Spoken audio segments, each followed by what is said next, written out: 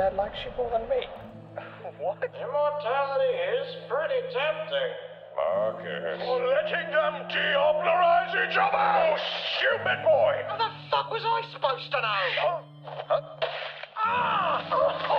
He could have told us what not to do during the interrogation. He is still not giving us the full scoop on what diablerie even is. Redaction of information when it comes to hunting the supernatural is needed. If he can't trust me, then I can't trust him. Instead of putting your trust in him, put your faith in us.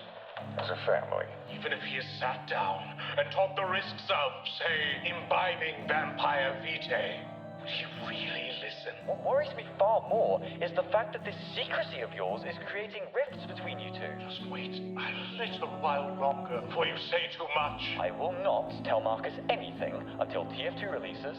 Suppose I could tell you a secret that the Regent would not want hunters to know. That ghoul Kevin told me about is a mole in your chapter house, Ō'agham. Ō'agham? The ghoul has used its disciplines. Disciplines? Vampire magic. And you thought to mention this now? It wasn't relevant till now.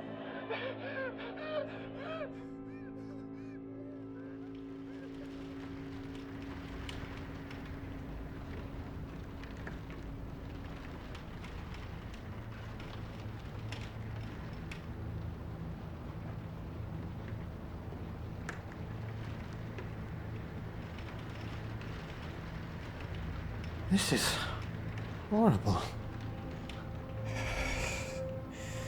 Sir, we have underestimated our quarry. Underestimated does not begin to describe it. This failure beats out that diablerie incident by the margin of a lifetime. Marcus! This is the biggest blunder of your career. That I know of, at least. Be silent! I am trying to solve a murder! Not so loud. I declare Hunter Huddle. How dare you! Hunter Huddle. Sir, you know the rules. Fine! Hunter Huddle, initiated!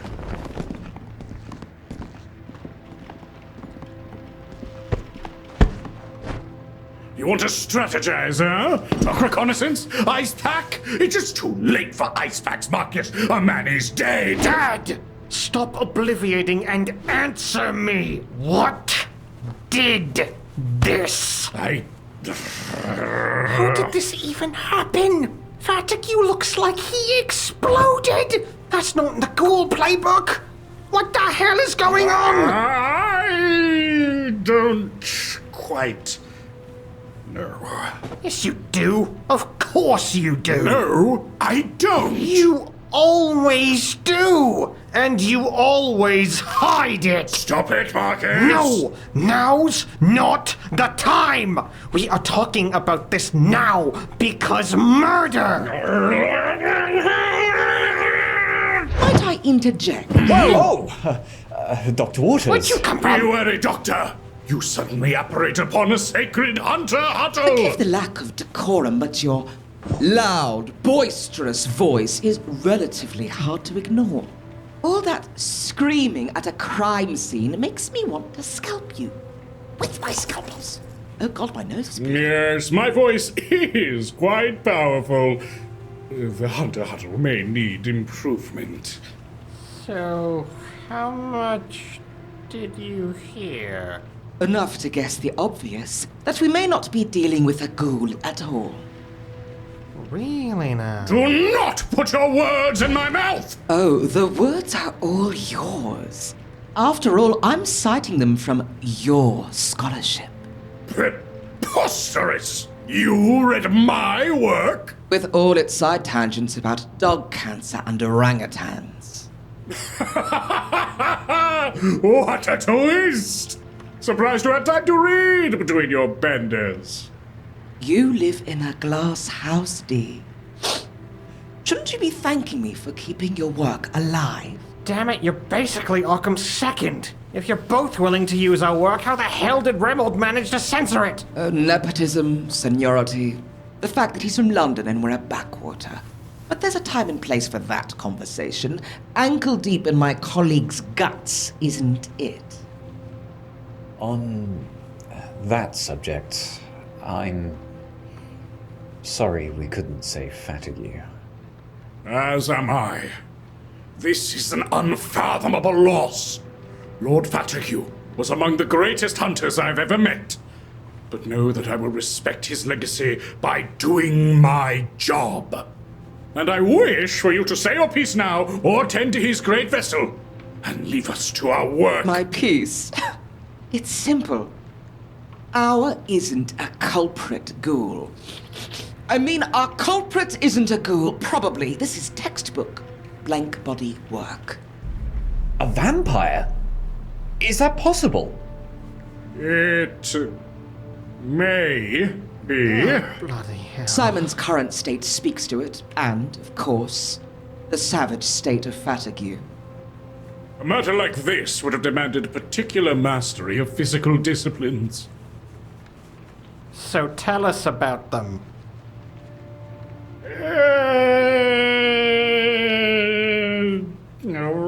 In detail. Sir... Father, we need the specifics. Whether this is a vampire, or a ghoul, or the amazing balloon boy, the raw, unfiltered details cannot be fucking arbitrarily kept sequestered. Whatever reason you have had to keep things obscured, perhaps are now overshadowed by the death of our old friend? Why the actual fuck are you not answering? Oh, goodness gracious. What do you mean, goodness gracious? Picked a right time to shut up, didn't you, Dee? Well, if he won't talk, I certainly will. You! Oh my god, finally someone sensible. Please, Doctor, just get it all out there. My notes on disciplines are for the Chancellor's eyes only! I guess we both break rules. Even though that is very punk rock, I still hate it! Given your paper's best by date, I decided to indulge. Before I burned it all. What? Orders are orders. Someone had to purge the D-works littering our library. Frankly, useful as they were, I regret we didn't do it sooner. The reason why there's an infiltrator in the first place is likely due to your careless scholarship. Are you casting your blame onto us? Yes. But again, ankle deep in gore. We have to deal with the consequences together. And if you won't democratize your work, I will. So it seems. Very well. But be cautious, for some knowledge is best. Right! Vampire magics. We've already heard him rave about them briefly. Without much meat. There were 3 that were relevant, weren't there? Perhaps even 4.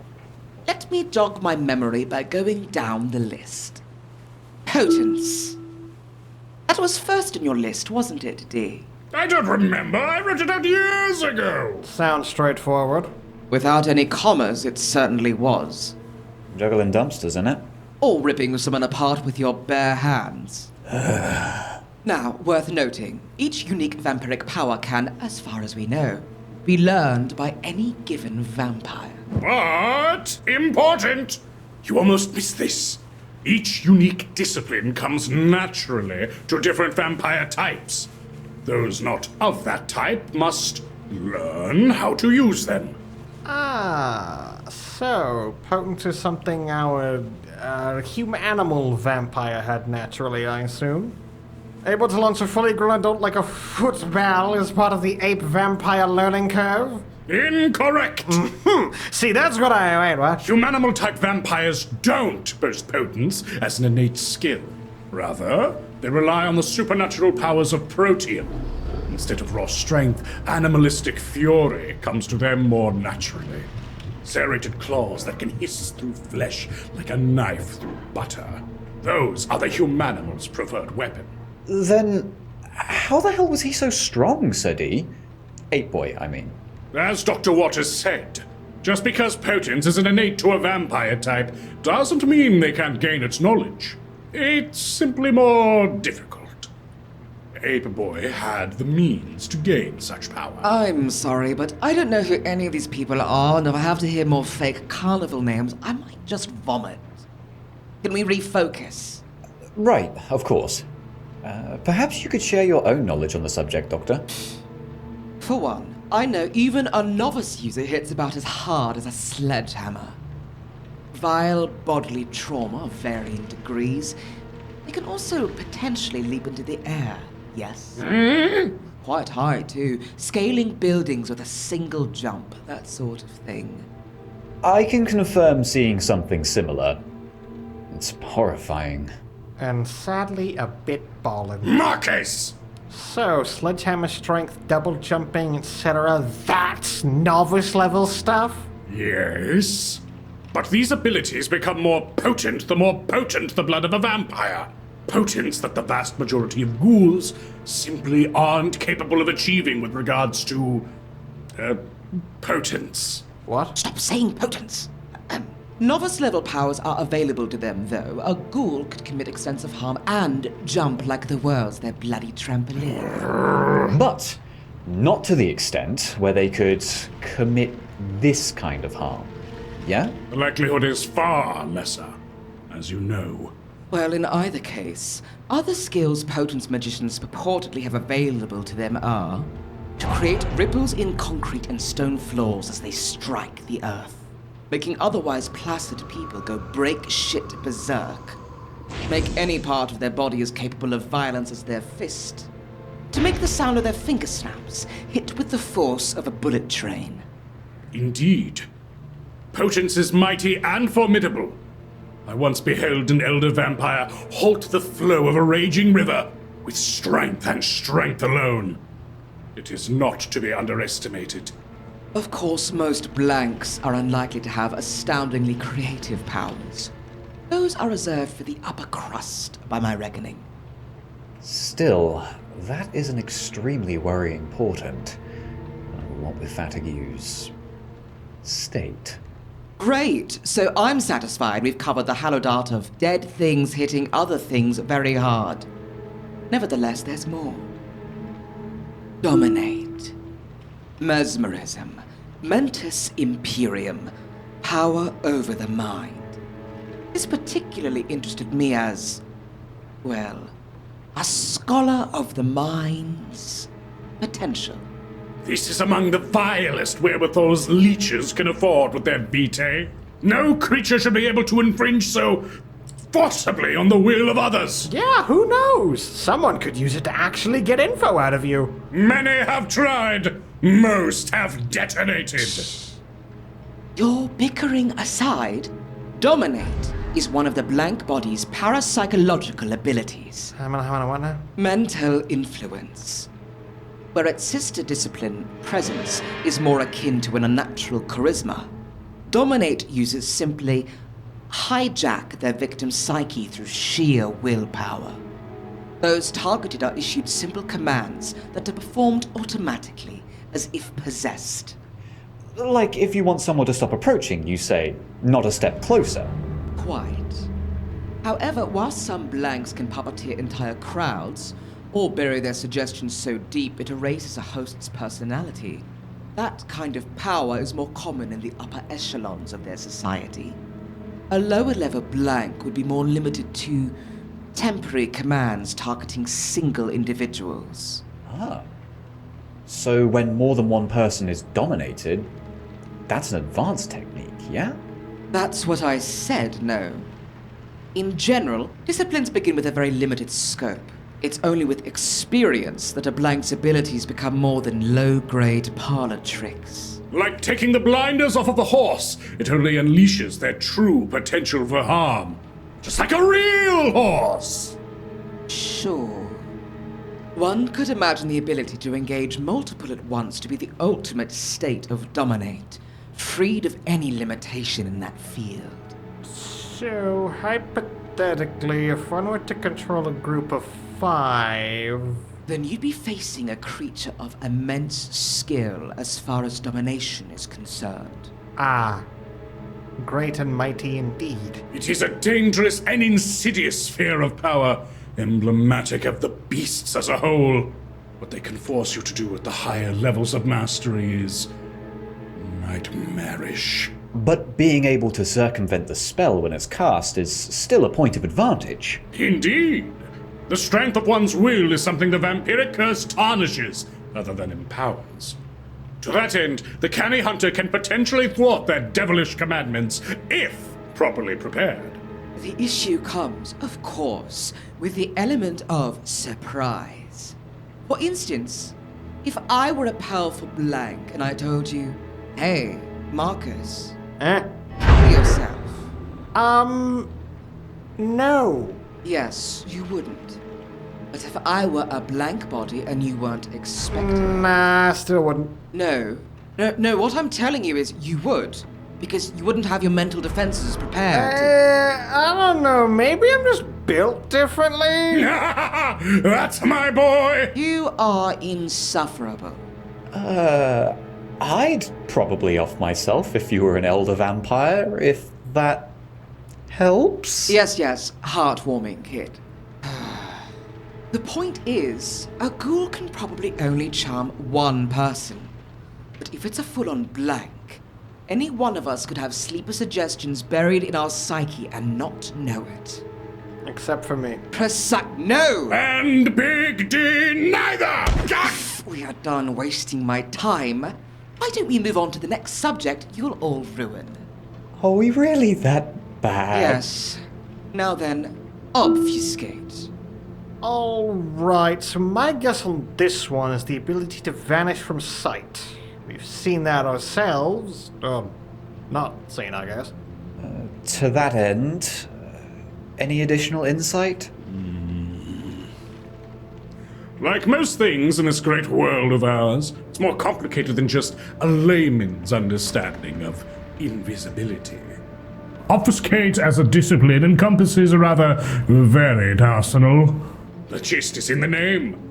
Obfuscation. Tricking the mind into perceiving something incorrectly. Which, naturally, makes this another parapsychological phenomena. Wait, hold on. If I must. When we had that sludge lad captured, he turned invisible and I couldn't even detect him on security cams. How the hell is that parapsychology? That, my very brash former colleague, is what you might expect of an advanced obfuscate user. It takes time and effort for a blank to develop their talents to such an extent that they disappear on film. Believe it or not, I've actually submitted a treatise to London on the subject. We don't have time for all of it, so just take my word. It's not the picture that's grainy. It's your perception. That's actually kind of impressive. Impressive, yes, but no less dangerous than unnatural strength or laser heat vision. Sir D, do vampires have laser heat vision? Only if they're sufficiently fascinated by the Carpathian mountain range. Writing that down. I guess all this makes Boyce John Cena gaff a bit funnier. Jonathan Senastity's ability to vanish aside, turning invisible is only one of the many things this discipline is capable of. Sludge lads the world over use it not only to vanish from sight, but impose a false self over their twisted visage. Likewise, appearance is not the only thing that can be cloaked. Sounds can be silenced, conversations coded from outside contemplation. And there's even a canny clan of daredevils that specialize in creating illusions. And another that spice this power with dominate, to obfuscate reality itself from a victim's mind.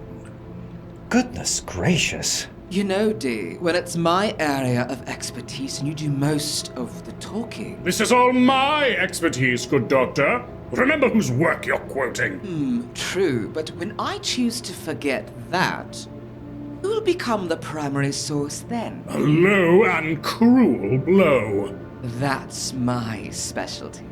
Now then, I should at least pay lip service to the limits of a novice user. If your source was right, D, and this I was a... Right. If this sorcerer's blank or ghoul is what you think it is, its specialty isn't likely to be obfuscation. So they'd probably be a novice user in either case, and that means they most likely can only be invisible, while staying completely still.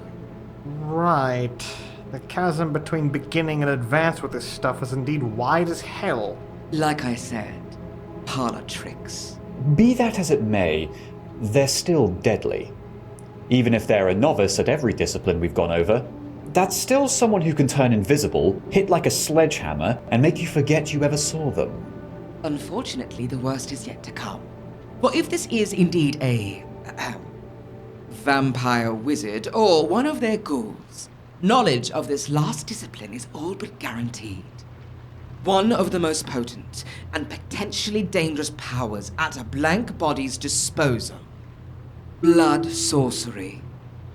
Or thaumaturgy, as you seem to enjoy calling it. It is not magic! It is a sham, a pile of slime wearing the noble coat of sorcery! It is two rapscallions on each other's shoulders trying to get into a theater where they're screaming, whistling in the dark. A movie I don't even particularly like! What? Thaumaturgy is the end result of a group of half-cocked brigands realizing they were past their prime and willing to steal anything for a second chance at life. Yea, it is powerful, my son. Deadly, sadistic, at times even marvelous. Yet it is like the vampire itself, a shallow imitation of grander things, a treasure fit for thieves and worms. I get what you're putting down. So, blood sorcery is just... what? Special vampire sorcery? Kind of like how Occam uses special Celtic sorcery? A bit of A, a bit of B. The scholastic consensus is that blood sorcery has its origins in sorcerer's techniques, most of them ancient and lost to our records. Of course, that's just its most orthodox path. Since its beginnings, many former sorcerers and magi have since added their knowledge to blank body methods. But what are these blank body methods? I assume the use of vitae? Yes, actually, vitae. Vampiric essence. Our canon scholars better versed in the topic believe that it can help stretch the traditionally strict and linear rules of sorcery. Hey, wait. I've heard the term vitae used like... you know, it's important and means something. Care to elaborate? Is it the source of a vamp's power? Indeed. Right. And, hey, how did you know that, love? Oh, well... He overheard me mention it to a peer. I told him the slightest gist, and I suppose he extrapolated the rest, as you've done just now. Right. That's how I know. Just my luck. Always missing the info dumps. Well, at least you've got this one. Yeah. So, in what ways is thaumaturgy so versatile? What can it do? What can't it do? Well, nothing without at least a slightly sanguine twist. Thaumaturges are most famous for their ability to manipulate blood, but this is only one of many paths. They might extract it from a range, gain unnatural insights from its sampling, utilize it as a weapon, or, in one of their most feared techniques, completely exsanguinate a victim in a violent, steaming, white-hot cauldron of blood. That doesn't sound like a pleasant way to go. Believe me, it isn't. But it's not the only thing blood sorcery can manipulate. Some walk the path of the Leavenbolt and might weave one's bioelectricity into vicious lightning. Others walk a greener path, growing vitae-tainted flora in obsequious obedience to their whim. There are also various dark rites and rituals a thaumaturge might gain access to. Enchanted mirrors, hexes, curses, and more. The list is too numerous to count. And that's not even mentioning the sorcerous paths that were walked by the dead long before the vampire wizards. Ancient elemental techniques of the Caucasus, serpentine poisons of the snake cults, a variety of curses known only to a merciless order of judges, The blighted demonology of an infernal bloodline known as... Fucking, this is all one discipline? Be swayed not by its power, Marcus! This variance exists only in emulation of greater powers, forever beyond their grasp.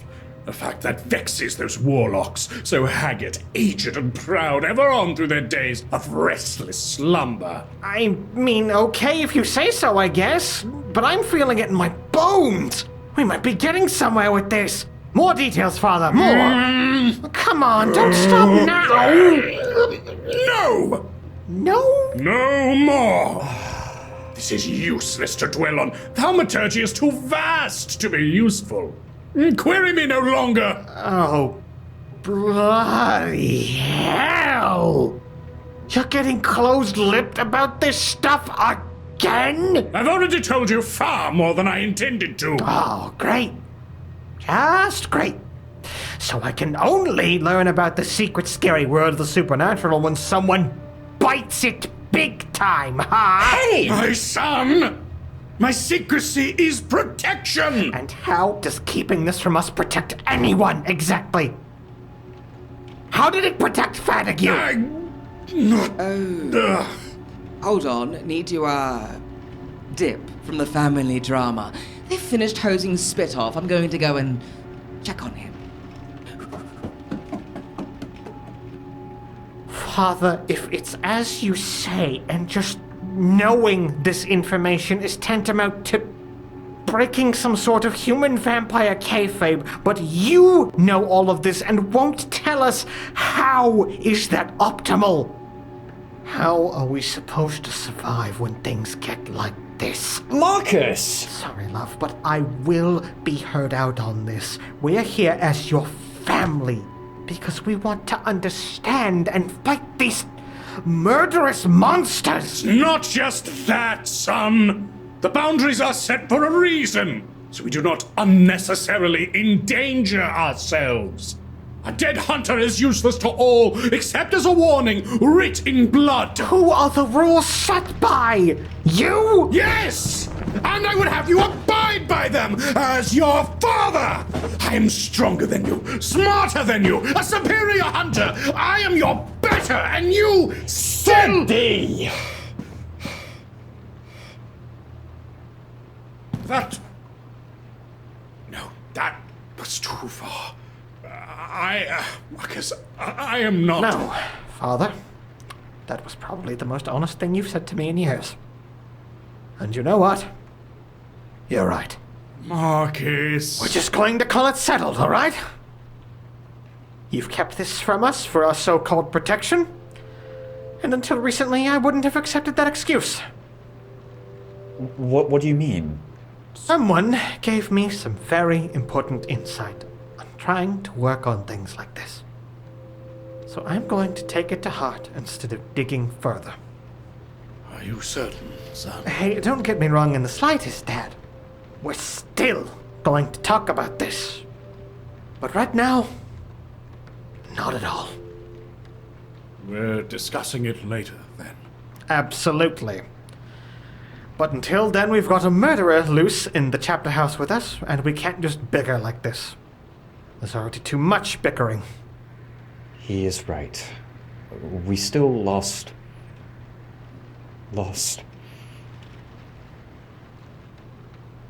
I'm gonna go refocus, Dad.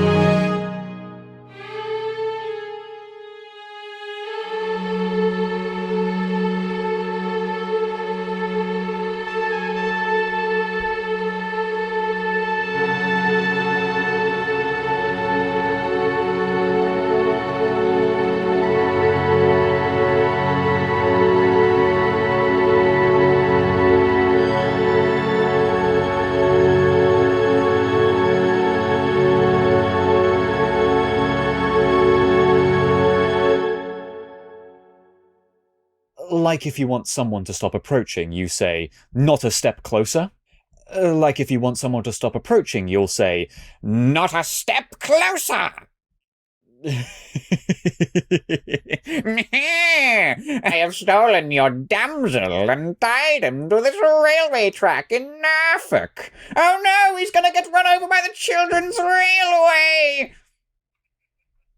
The tiny little fucking train that's that Wells. Oh god. That's deep lore for the editors. I'm not removing this from my raw cut. I hope you enjoy this, Dr. White, or Vindicare, or Elendil, or anyone who is listening to this, or me!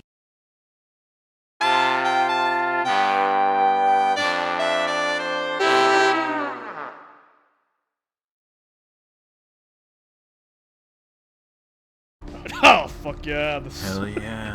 the Camarilla strut. There is Charlie Pizza. Charles Pizza. Charlie Pizza. Charles Pizza.